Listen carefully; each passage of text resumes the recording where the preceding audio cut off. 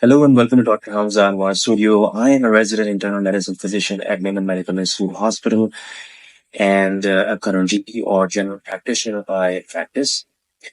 This studio, I am committed to bring you the most up-to-date information regarding health and life in general, backed by the best experts in the field and the highest quality evidence available. So if you're interested in knowing more about what I have to say and unravel the mysteries to a healthy and content life, hit that subscribe button so that it not only benefits you, but me as well. Hello, everyone, and welcome to my channel. Today, we're going to talk about a very important topic that is very close to my heart, and that is navigating the toxic work environments that we are facing these days. It's far too much common nowadays, and I think not just for me as a medical doctor in a medical residency program, but it is very common in all the fields wherever we come across.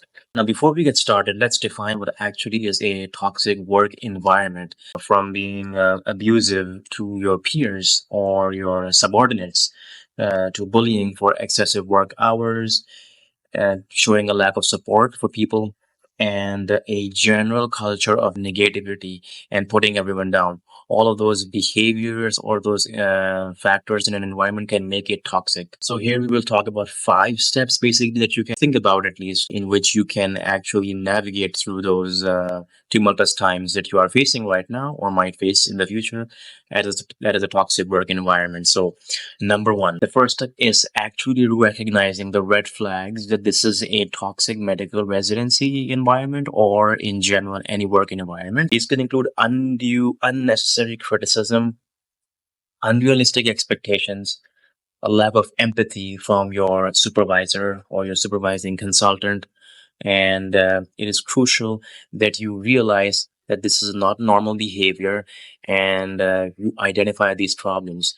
This is the very first step, and not just for this toxic work environment, but for any problem you face, to actually recognize that there is a problem before you actually move on to change it. Number two, setting the boundaries. It's very important to establish work boundaries between yourself and your colleagues, most importantly. And then, obviously, if you can, with your supervisor or your supervising consultants. That is about workload, time off, taking days off, and covering for each other. So, it is very important that you realize that prioritizing self care is very important. Number three, very, very important, and unfortunately is very rampant in our society, particularly here, which is we number four, often don't seek help. Okay, we think that we can battle it out and we want to toughen it out, right? That's not good.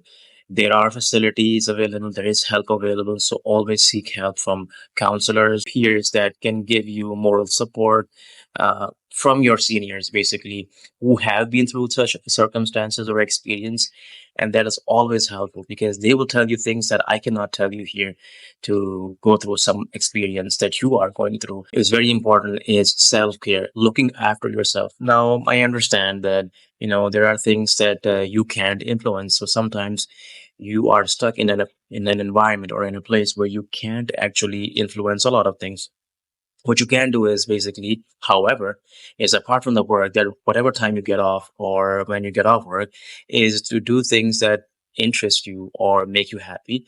So finding hobbies outside of work that will keep you happy and interested. Okay, this will include maybe eating out, you enjoy it with friends, maybe going out to bike long distances or jog or involved in sports or any such activities like that. Maybe socializing is your thing. So make sure you take time out for those things as well, as often as you can.